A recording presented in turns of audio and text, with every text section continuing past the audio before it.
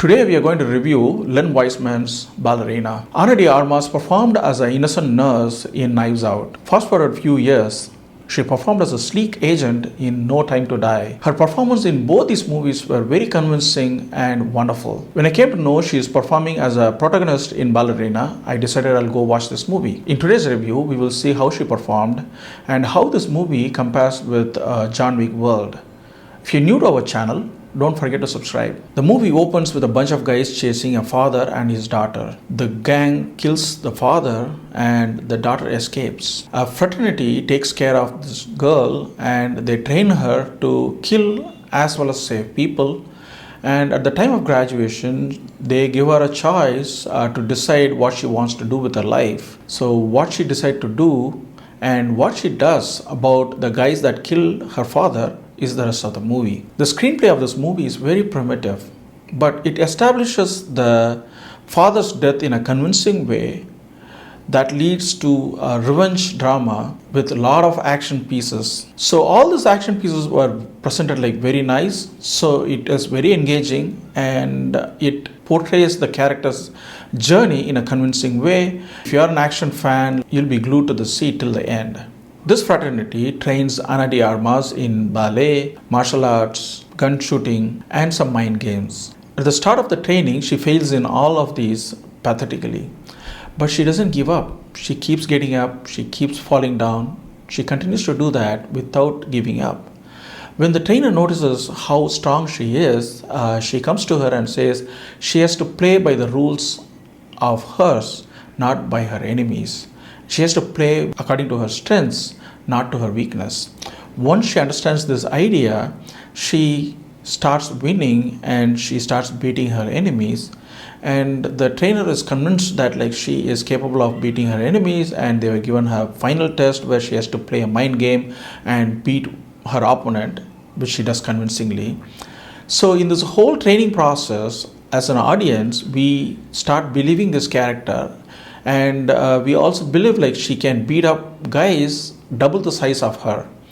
The director staged these training sequence at the beginning of the movie so that we convincingly get into this character and we will not question this character's capability at any point in this movie. This movie is all about the stunts, and there is one stunt sequence which I've never seen in any of the movies.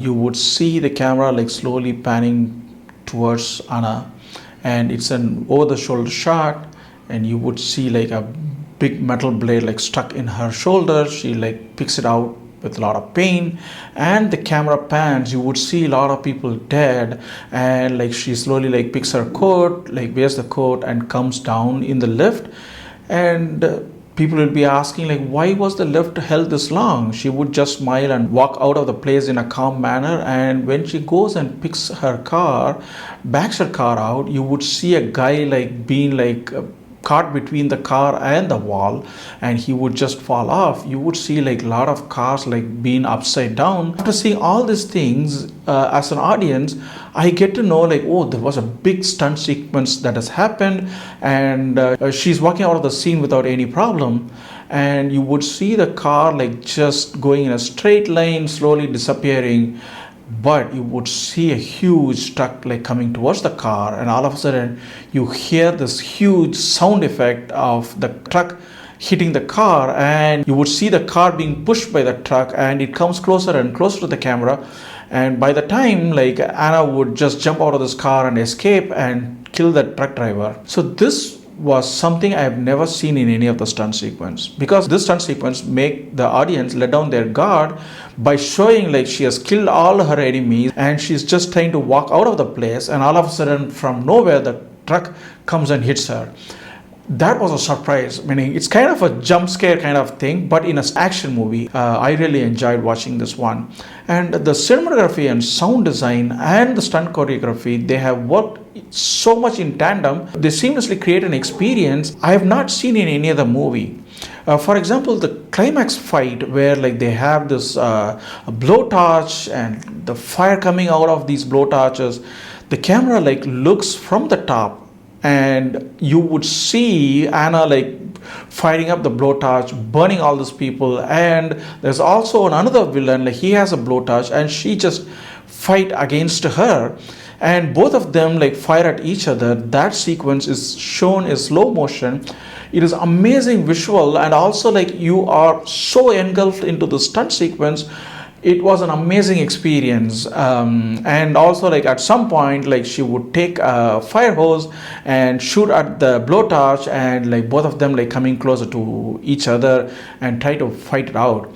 So these sequences were done amazingly well. There is one fight sequence that will pay for this whole movie. That would be that climax sequence. Overall, I liked the way the direction team, stunt choreography, sound design, and the cinematography, they have all come together and created like interesting stunt sequences. I wish the screenplay was even more stronger. Don't get me wrong, this screenplay is good enough for this movie, but if the screenplay is developed even better, then this movie would have come out like an Equalizer movie. The stunts were really done good, but the screenplay didn't elevate these stunt sequences that good. And also, Ana de Armas, some of the places like her stunt movements are like very slow, and some places like I could see it's her body double that's doing the stunt. Keeping these points aside, the movie overall was a convincing affair for me. So here are my thoughts about this movie. The screenplay of this movie is kind of okay, but it does the job to convincingly present this action revenge thriller. The cinematography, sound design, and stunt choreography kind of elevated these stunt sequences much better than what the actors could actually perform. In some places the actors were a little slow and the performance were not convincing, but still the cinematography and sound design made this performance very convincing and even impressive. If you're an action movie buff, you should definitely watch this movie in big screen. If you're not, you can watch it in the OTT. See you in another movie review. Till then,